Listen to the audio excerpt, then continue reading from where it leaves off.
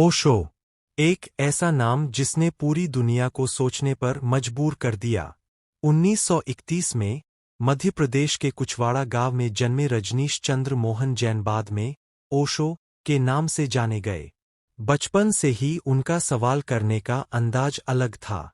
वे मानते थे कि सच्चाई तक पहुंचने के लिए अंधविश्वास नहीं, बल्कि अनुभव और जागरूकता जरूरी है। ओशो ने ध्यान यानी मेडिटेशन को सिर्फ धार्मिक क्रिया नहीं, बल्कि वैज्ञानिक प्रक्रिया बताया।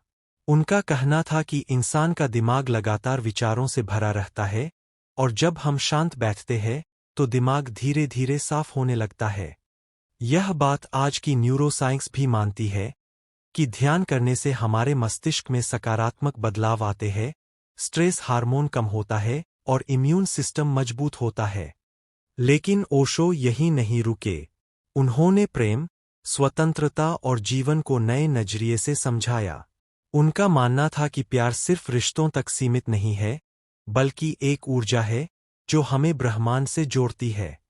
ये सोच आधुनिक क्वांटम फिजिक्स की उस थ्योरी से मिलती जुलती है जिसमें कहा गया है कि सब कुछ ऊर्जा का ही रूप है।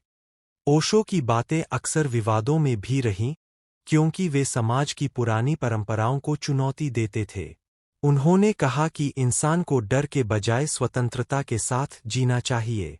उन्होंने धर्म, राजनीति और समाज के नियमों पर खुले शब्दों में सवाल उठाए। लेकिन असली चर्चा तब शुरू हुई जब ओशो ने अमेरिका का रुख किया।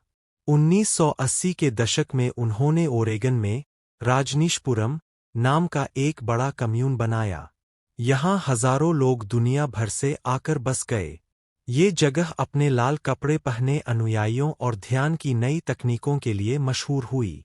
लेकिन वहीं से विवाद भी शुरू हुए। अमेरिका की सरकार के साथ कानूनी टकराव, जमीन के मामले और राजनीति, इन सबने ओशो को लगातार सुर्खियों में बनाए रखा। 1990 में जब उनका निधन हुआ, तब तक ओशो एक रहस्य बन चुके थे। कुछ लोगों आज ओशो को मॉडर्न मिस्टिक कहा जाता है। उनकी किताबें 60 से ज्यादा भाषाओं में अनुवादित हो चुकी है और लाखों लोग उनकी मेडिटेशन तकनीकों से अपनी जिंदगी में शांति और जागरूकता ला रहे हैं।